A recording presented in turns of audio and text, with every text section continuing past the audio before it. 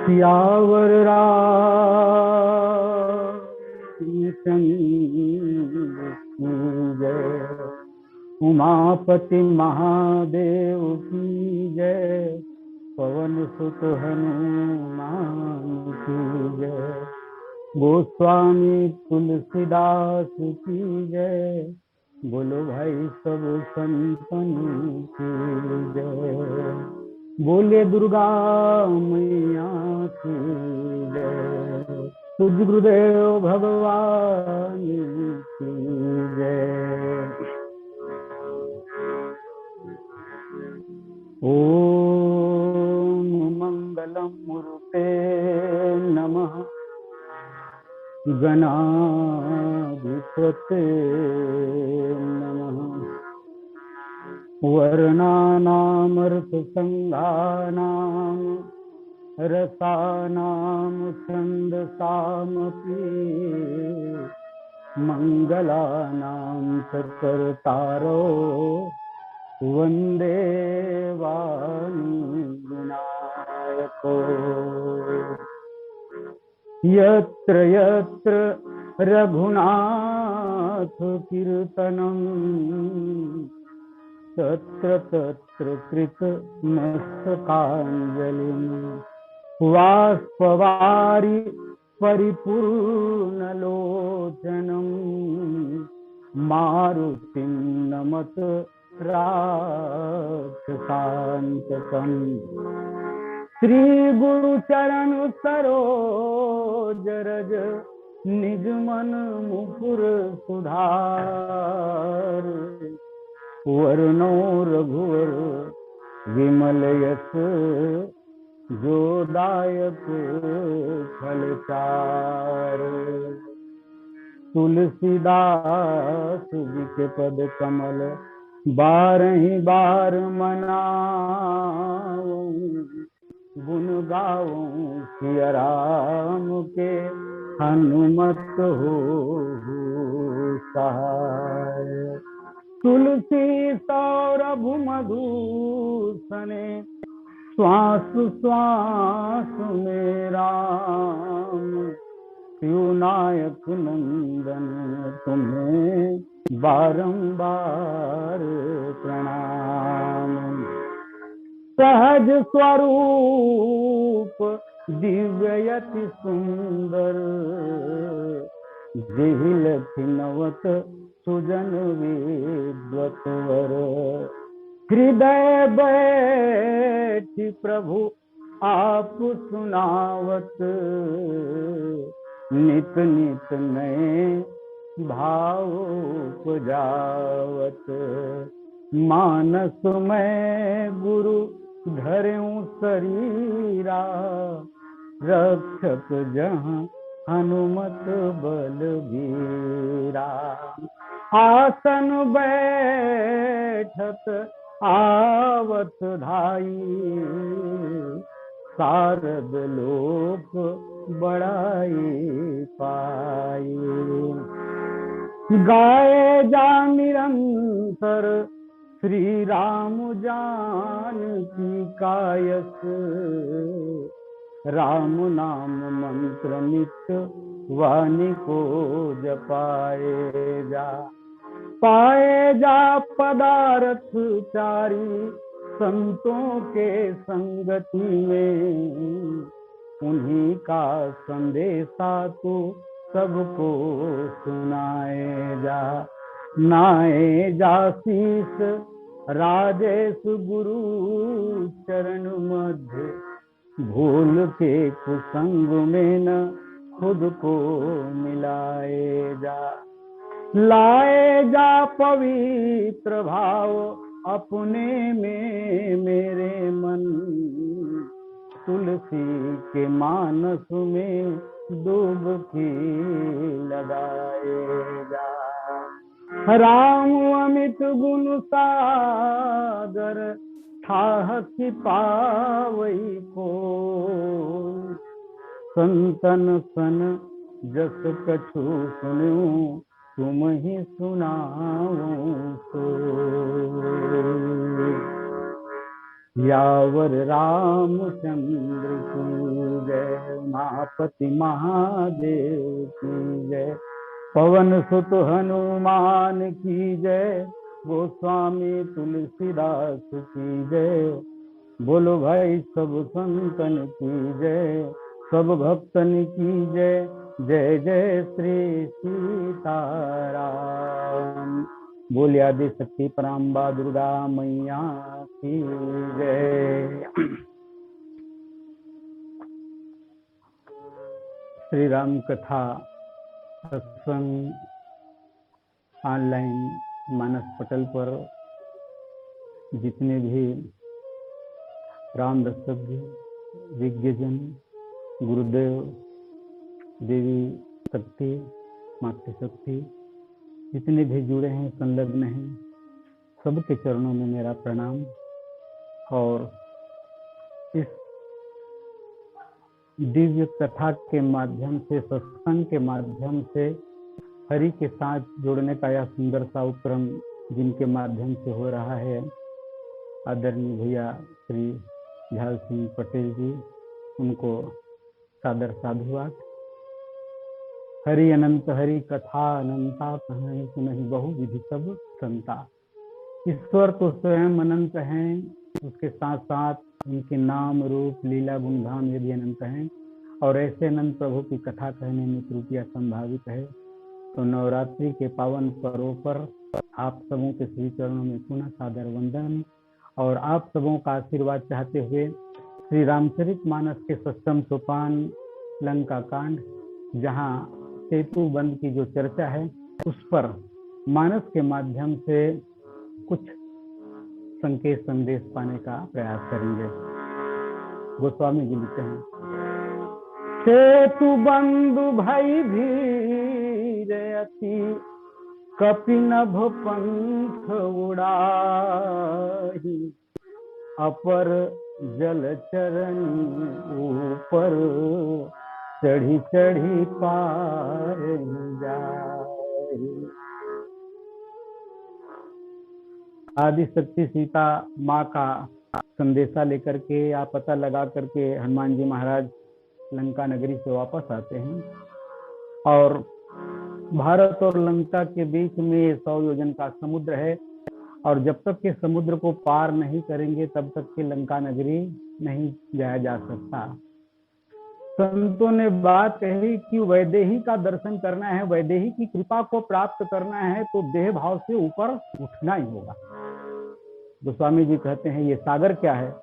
पुनप अभिमान सागर भयंकर।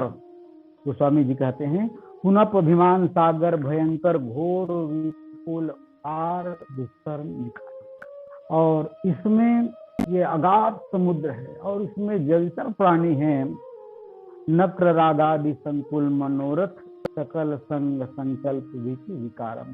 जैसे समुद्र में जलचर प्राणी हैं, अनेक प्रकार से मछलियां, मगरमच्छ, घड़ियाल, सर्प, न जाने क्या ने कौन कौन से जीव जंतु। तो समुद्र को पार करना कितना कठिन कार्य है।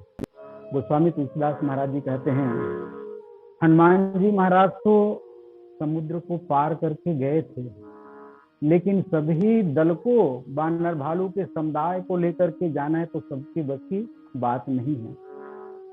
तो ये समुद्र और समुद्र में जब तक के पुल नहीं बनेगा और तब तक के साधारण छोटे से छोटे वानर भी उस पार नहीं जा सकते। तो रामचरितमानस में गोस्वामी तुलसीदास महाराज जी कहते हैं कि भगवान राम ने इस देहाभिमान के समुद्र को, समुद्र के ऊपर पुल बनाया। गोस्वामी जी कहते हैं वैसे रामचरितमानस में 3 जो पात्र हैं, एक समुद्र, एक मारीच और माँ कैकेयी, ये वंदनी भी है और निंदनी भी है। माँ कैकेयी ये क्रिया शक्ति है, क्रिया शक्ति से कैकेयी, और निंदनी कब हो जाती है? जिस क्रिया के पीछे, जिस क्रिया के चलते ईश्वर दूर हो जाए, या भगवान राम को उन्होंने 14 वर्ष का वनवास दे दिया तो कैकेयी निंदनी हो गई, लेकिन भरत जी जैसे संत को जब जन्म देती है तो क्रिया वंदनी हो जाती है। और गोस्वामी तुलसीदास महाराज जी कहते हैं एक पात्र मारीच है। मारीच चंचल मन का प्रतीक है, चिंतन का स्वरूप है, और हमारा जो मन है ये कभी वासना की ओर जाता है तो वासना की ओर जाने पर निंदनी है, लेकिन उपासना की ओर जुड़ जाए तो फिर वो वंदनी हो जाता है। और तीसरा यह देहाभिमान का समुद्र है, मैं मोर ममता अहंता जो भाव भरा हुआ है, तो स्वामी तुलसीदास महाराज जी कहते हैं ये समुद्र निंदनी भी है और वंदनी है।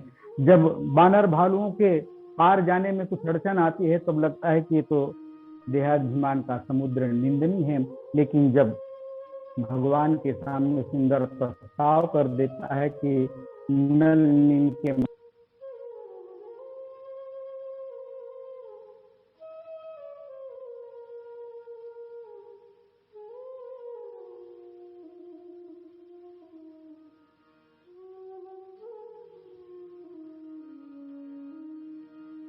ये आवाज आपका बंद हो गया पटेल जी। हाँ, ये प्रमोद आवाज देख तो प्रमोद आ रहा है भैया, पटेल जी आ रहा है, आ रहा है भैया, आ रहा है।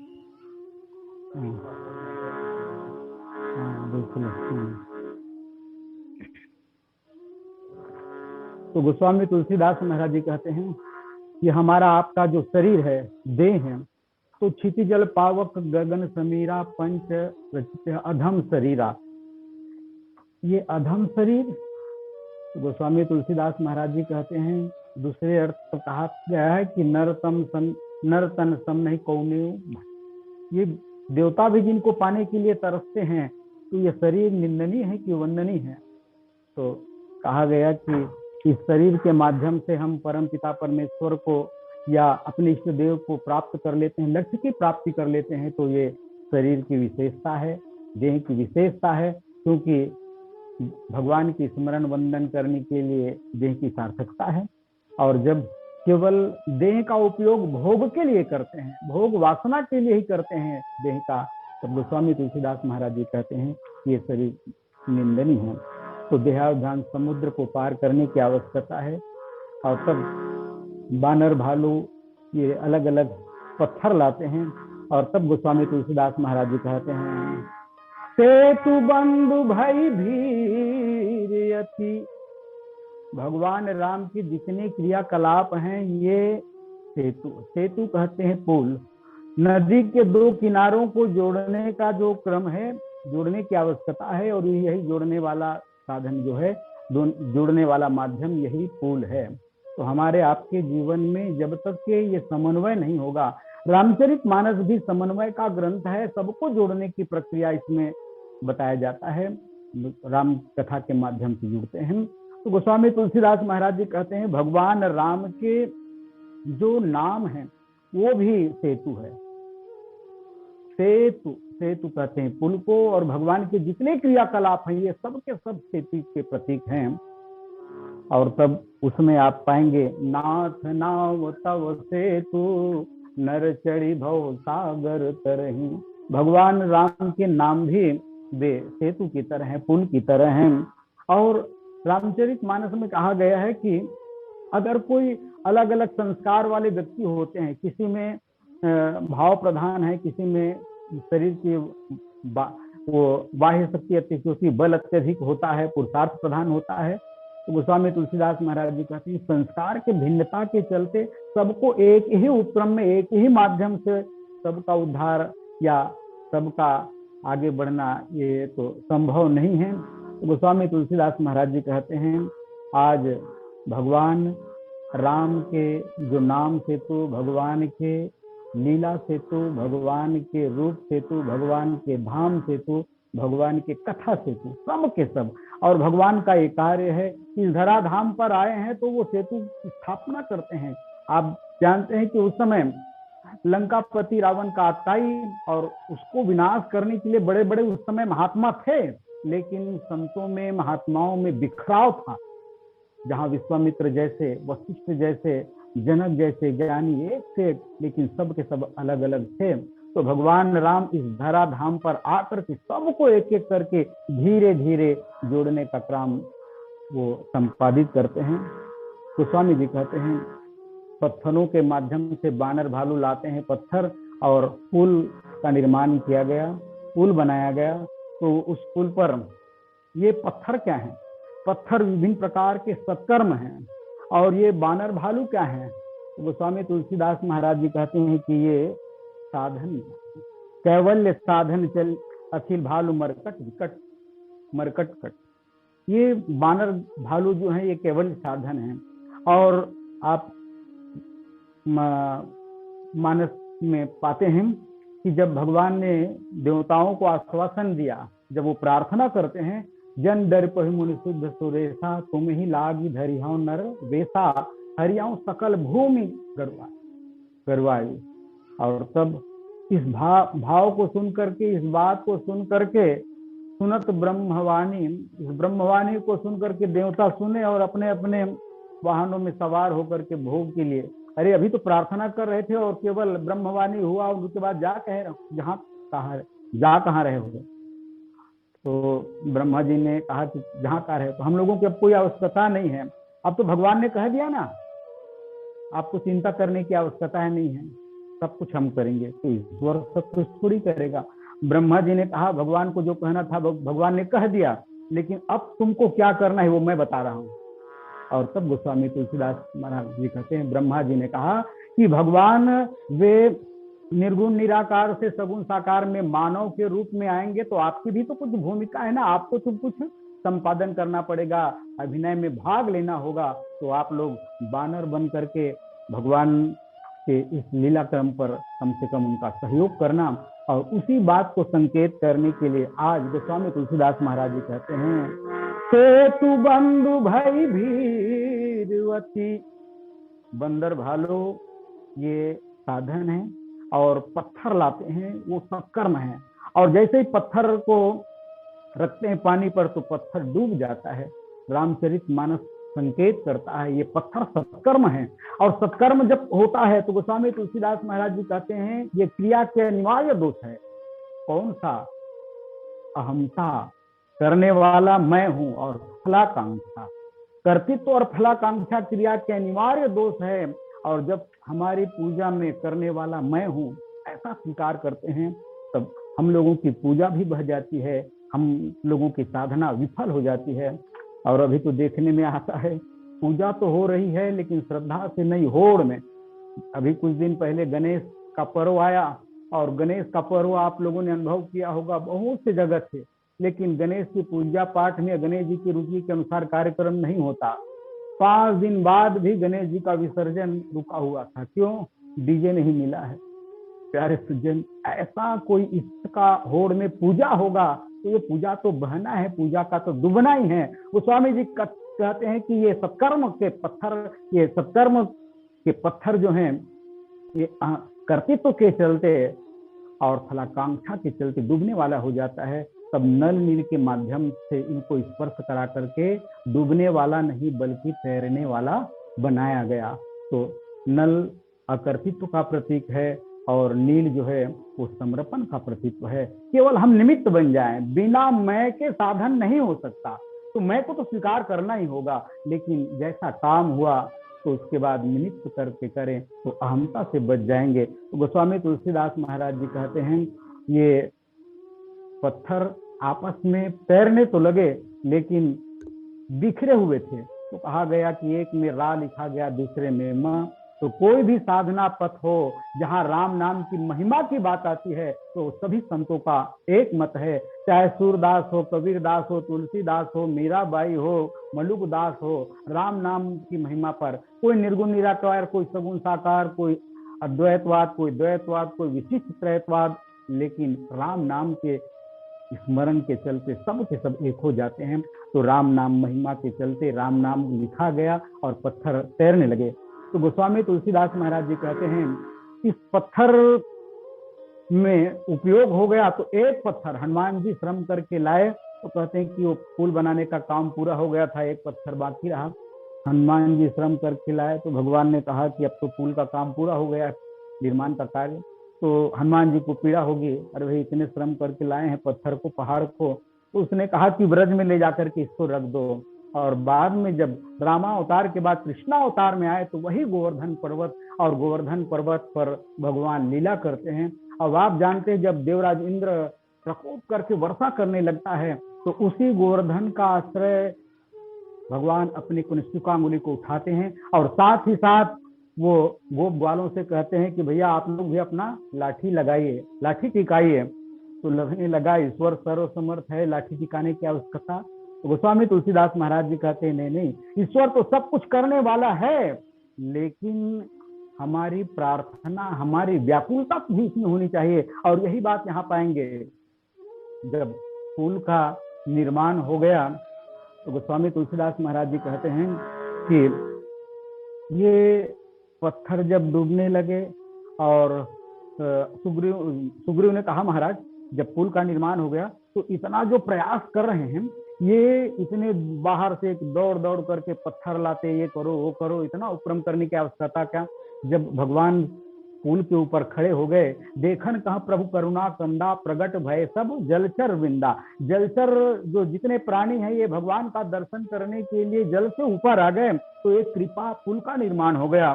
तो सुग्रीव ने कहा महाराज झंझट करने की आवश्यकता नहीं थी, पहले आप खड़े हो जाते पुल का निर्माण हो जाता। तो भगवान ने जैसे गोवर्धन पर्वत के संदर्भ में गोपियों से कहा, ग्वालों से कहा, वही बात आज भगवान राम ने सुग्रीव से कहा। सुग्रीव देख रहे हो मैं खड़ा हूं, तो मैं खड़ा कहाँ हूं, जब आप लोगों ने पुल का निर्माण किया है, पत्थर के माध्यम से पुल बनाया है, तो उसी पुल पर तो मैं खड़ा हूं ना। कम से कम मेरे खड़े होने के लिए आधार तो दो। ईश्वर कृपा करने के लिए तैयार हैं, लेकिन कम से कम ईश्वर को स्थान तो खड़े होने के लिए गोस्वामी तुलसीदास महाराज जी कहते हैं। और ऐसे जीव को अपने पुरुषार्थ पर विश्वास होता है, लेकिन भगवान की कृपा पर विश्वास नहीं होता। पुल के पत्थर के माध्यम से ये पुल तो बन गया, लेकिन लगने लगा कि इस पुल में इतने बानर भालू को जाते तो विलंब होगा। जामवंत जी ने कहा प्रभु बानर भालुओं को जाते में तो विलंब लगेगा।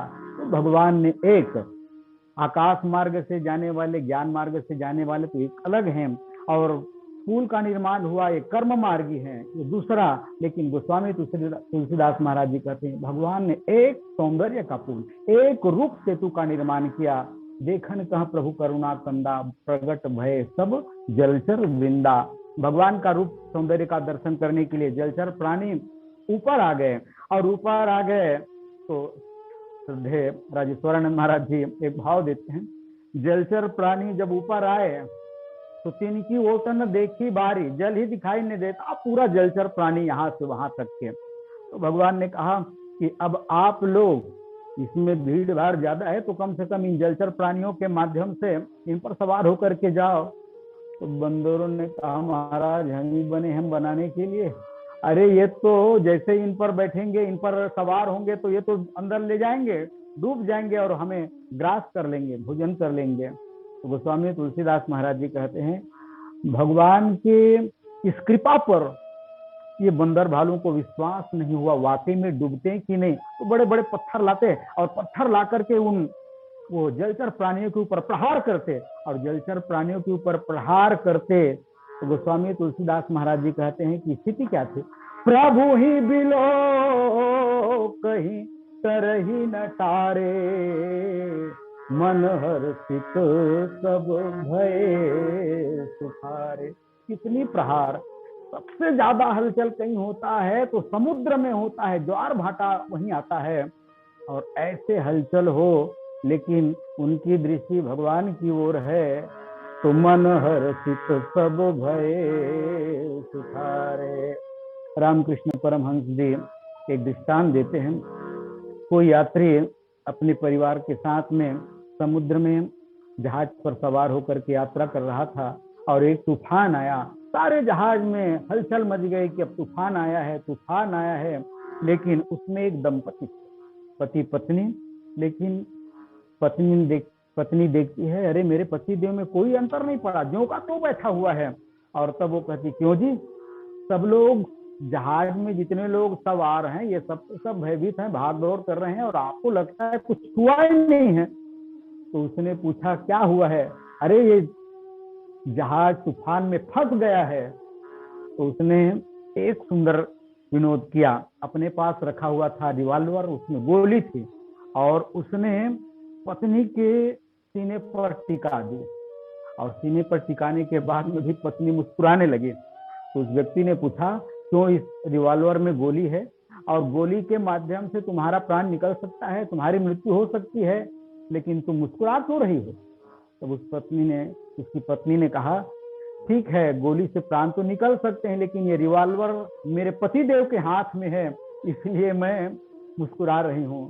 तो उस व्यक्ति ने कहा, तुम साधारण पति के हाथों में देख करके ऐसे मुस्कुरा रही हो, तो मैं प्राण पति, जो जगत पिता है, सबके पति हैं, उनकी ओर मेरी दृष्टि है, तो इसलिए भय करने की आवश्यकता नहीं। हिया राम तुम्हारे चरणों पर गर प्यार किसी को हो जाए, दो चार की है तो बात ही क्या, संसार उसी का हो जाए।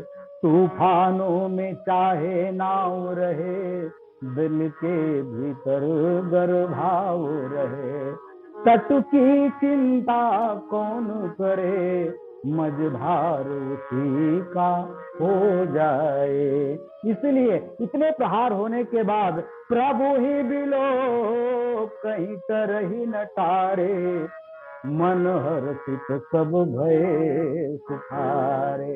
गोस्वामी जी कहते हैं, पूरे जलचर प्राणी जल के ऊपर आ गए। अब तो जल ही जल दिखाई नहीं दे रहा है पूरा पार जाने के लिए। तो भगवान ने कहा, अब जहां मर्जी जहां से चले जाओ। इसलिए दोहे में गोस्वामी जी लिखते हैं, सेतु बंधु भाई भीड़। ये भीड़ कहां से आ गई? अरे भाई, पत्थर के माध्यम से ये पुल का निर्माण हुआ है और जलचर प्राणियों के माध्यम से निर्माण हुआ है। जल तो दिखाई नहीं देता, तिनकी ओट न देखिए, बारी मगन भय हरि रूप निहारी। तो गोस्वामी जी कहते हैं, सेतु बंध भई भीड़। इस सेतु बंध में भीड़ हो गई। और गोस्वामी जी कहते हैं, कपि नभ पंथोड़ा। बानरगल कोई आकाश मार्ग से जा रहा है और कोई पुल के माध्यम से अपर जल चरनी ऊपर चढ़ी चढ़ी पार ही जाही। तो स्वामी जी कहते हैं, आकाश मार्ग से जाने वाले ये ज्ञान मार्गी हैं, जो देह भाव से ऊपर उठे हुए हैं, मैं और मेरापन से। और जैसे हनुमान जी महाराज पहले वो ज्ञान पथ के पथिक हैं, और इसलिए तो समुद्र को लांग करके जाते हैं। और तब सुरसा ने तो कहा था कि आप तो देह भाव से ऊपर उठे हुए हो, लेकिन एक धन्यता तो कर सकते हो, मैं भूखी हूँ और तुम्हारे शरीर का कोई मतलब नहीं, प्रयोजन नहीं है, तो मैं ग्रास कर लेती हूँ। तो हनुमान जी ने कहा, नहीं, राम काज किन्हीं बिन मोहि, कहा विश्राम के बाद कहा कि नहीं, सीता जी का पता लगाना है मुझे। गोस्वामी तुलसीदास महाराज जी कहते हैं, अगर केवल ज्ञानी होगा तो ज्ञान के साथ अभिमान आने का भय है, ज्ञान मान तनु मत भव भक्ति जेहि न आदरी। लेकिन गोस्वामी जी कहते हैं, हनुमान जी महाराज केवल ज्ञानी नाम अग्रगण्य नहीं, वो चले थे तो कैसे, ज्ञान मार्ग निरालंब, किसी और दूसरे आश्रय की आवश्यकता नहीं होती। लेकिन हनुमान जी महाराज ज्ञानी तो हैं, लेकिन गोस्वामी जी कहते हैं, जिन अमोघ रघुपति कर बाना, यही भांति चले हनुमाना। ज्ञान मार्ग का आश्रय लेते हैं, लेकिन भगवान के बाण बन करके चले थे। तो गोस्वामी तुलसीदास महाराज जी कहते हैं ऐसे हनुमान जी जैसे साधक हो तो वो ज्ञान मार्ग आकाश मार्ग से चलते हैं, और कर्म मार्ग पुल का निर्माण हुआ है पुल के माध्यम से। और भक्त जो है अपर जल चरनी ऊपर चढ़ी चढ़ी पार ही जाही। कृपा के पुल बना, और तब गोस्वामी तुलसीदास महाराज जी कहते हैं जितने जलचर प्राणी हैं ये सब के सब कृपा के पुल के माध्यम से वो पार होते हैं, चढ़ी चढ़ी पार ही जाए। और तब रामचरितमानस में कहा गया अति अपार जयो सरितु बर जो निपसे तु कराही। चढ़ी पिपीलिका परम लघु बिनु श्रम पार ही जाही।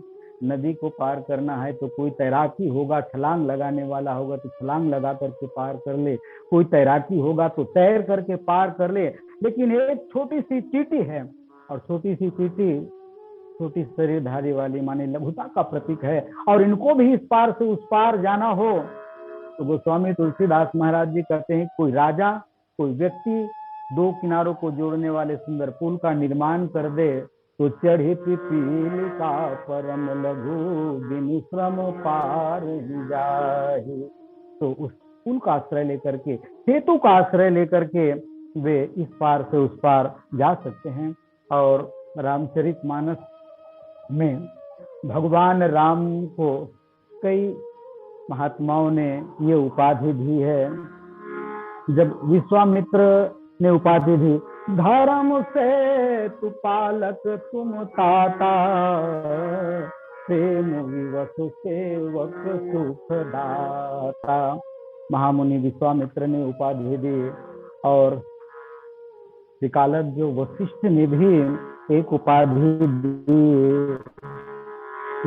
सत्य संध पालक श्रुति से तू, राम जन्म जग मंगल है। तो भगवान की लीला कथा सब के सब ये जोड़ने वाला ही है, और कथा भी जोड़ने वाला। और हम लोग भी सौभाग्यशाली हैं कि राम कथा के चलते डॉक्टर ददरुआ धाम का हम लोगों ने दर्शन किया, माँ पराम्बा का दर्शन करने का ये सुंदर सा सौभाग्य मिला। और जितने लोग जुड़े हुए थे, जितने लोग वहां गए हुए थे, तो ये राम कथा की विशेषता है, राम कथा की प्रभाव के चलते। और राम कथा से इतने लोग जहाँ कहाँ से कहाँ के कई राज्यों के, उत्तर प्रदेश, बिहार, झारखंड और रांची, बंबई, सब के सब जगह से राम कथा में सब के सब जुड़े हुए होते हैं। तो गोस्वामी तुलसीदास महाराज जी कहते हैं ये राम कथा की तो विशेषता है ना, और राम कथा सबको जोड़ने वाला है। और सत्संग के माध्यम से, इस ऑनलाइन के माध्यम से सब के सब एक राम कथा के चलते हम लोग एक दूसरे का परिचय प्राप्त करते हैं। और किसी दृश्य को देख करके कितनी सुखद अनुभूति होती है। जैसे ही हम लोग अपने मित्रों को देखते हैं तो डॉक्टर ददरुआ सरकार की याद आ जाती है। अरे वहाँ का एकाएक रूप को देखते हैं तो, और वहाँ कितने एसडीएम साहब, शास्त्री जी, कितने लोग हैं जिनके बारे में हम लोग जानते नहीं थे, लेकिन उनका परिचय राम के चलते हुआ है, राम कथा के चलते हुआ है, सत्संग के चलते हुआ है। तो गोस्वामी तुलसीदास महाराज जी कहते हैं भगवान राम के जितने क्रियाकलाप हैं सब के सब, और आप जानते हैं भगवान राम का सेतुत्व वहाँ वशिष्ठ और विश्वामित्र में 36 का आंकड़ा था, लेकिन भगवान इस धरा धाम पर आए तो गोस्वामी तुलसीदास महाराज जी कहते हैं वशिष्ठ और विश्वामित्र को मिला दिए। विश्वामित्र भगवान राम को मांगने के लिए आए, जिनके पुरोहित से उनका विरोध है, 36 का आंकड़ा है, लेकिन राम जब आए हैं तो वो समर्पण भाव लेकर के आए। और महाराज दशरथ से उसने याचना की अनुज समेत देहु रघुनाथा, निश्चर बधु में हो सना था। उसने राम लक्ष्मण की याचना की तो महाराज दशरथ ने कहा महात्मा जी आपने विचार करके नहीं मांगा, राम देत नहीं बने गोसाई। लेकिन गोस्वामी तुलसीदास महाराज जी कहते हैं विश्वामित्र के इस मांग पर तब वशिष्ठ बहुविधि समझावा। वहां वशिष्ठ जी ने विश्वामित्र के पक्ष में बात कही। राम को देने के लिए वो माने सुझाव रखे। तो गोस्वामी तुलसीदास किसी ने पूछा, महामुनि वशिष्ठ जी से पूछा, महाराज ये कामधेनु मांगने के लिए आया था विश्वामित्र, तो आपने नाही कर दी, मना कर दी, लेकिन राम को मांगने के लिए आया है तो आपने मना नहीं की बल्कि देने के लिए समर्थन किए। तो वशिष्ठ ने बड़ी सुंदर बात कही, कामधेनु का कोई व्यक्ति दुरुपयोग कर सकता है लेकिन राम का कोई दुरुपयोग नहीं कर सकता। तो गोस्वामी तुलसीदास महाराज जी कहते हैं, जनक जी को दशरथ जी को जोड़ने पर कहाँ निर्गुण निराकार। और तो आप पाएंगे गोस्वामी तुलसीदास ने इस सेतु निर्माण के पूर्व विभीषण जी और लक्ष्मण जी के बीच में जो दूरियां थी, गोस्वामी तुलसीदास महाराज जी कहते हैं सेतु तो बाद में बना, पुल का निर्माण तो बाद में हुआ, लेकिन विचारों को जोड़ने का सुंदर सा उपक्रम होता है। और जब विभीषण और ये लक्ष्मण जी के बीच में कितना सुंदर ये समन्वय हुआ सेतु का निर्माण में। गोस्वामी जी एक बात कहते हैं, जब विभीषण जी आए तो रखी हो ताही प्राण की नाए। संतों ने एक बात कही, ये लंकापति रावण या मेघनाथ का जो असर चला था, वीर धातनी छाड़े सुसांगे, तो वो लक्ष्मण के लिए नहीं बल्कि विभीषण के लिए था।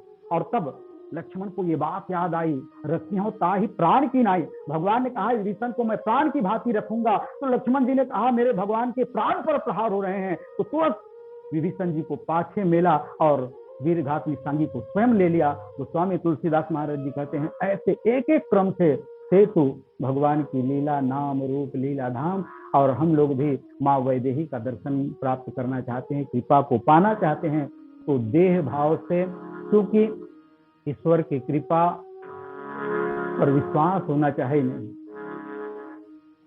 गोस्वामी जी एक बात कहते हैं, जब दांत नहीं तब दूध दियो, जब दांत भये तब अन्न ही दइयो। जो जग में, जो जल में, थल में, नभ में, सबकी सुधि लेत तो तोरी हुलई है। काहे को सोच करे मन मूरख, सोच तेरे कछु काम नहीं है। जान को दे तो अजान को दे, तो अजान को दे तो ही को दई है। भगवान के ऊपर कृपा, और कृपा तो बरसती है, लेकिन हम कृपा ये साधना जो करते हैं ये प्रेम को पाने के लिए नहीं बल्कि पात्रता बनने के लिए। साधना के माध्यम से प्रेम की प्राप्ति नहीं होती बल्कि पात्रता की प्राप्ति होती है। भगवान की कृपा हो रही इस बात की अनुभूति के लिए साधना किया जाता है, क्योंकि और सबसे बिना ये साधना ईश्वर की कृपा, जो कुछ भी करता है ईश्वर की कृपा से हम कुछ पाते हैं, लेकिन अपना पुरुषार्थ को उसमें जोड़ लेते हैं और पुरुषार्थ को जोड़ने के चलते हम लोगों को लगता है मैंने ऐसे किया है। बोले सियावर रामचंद्र की जय।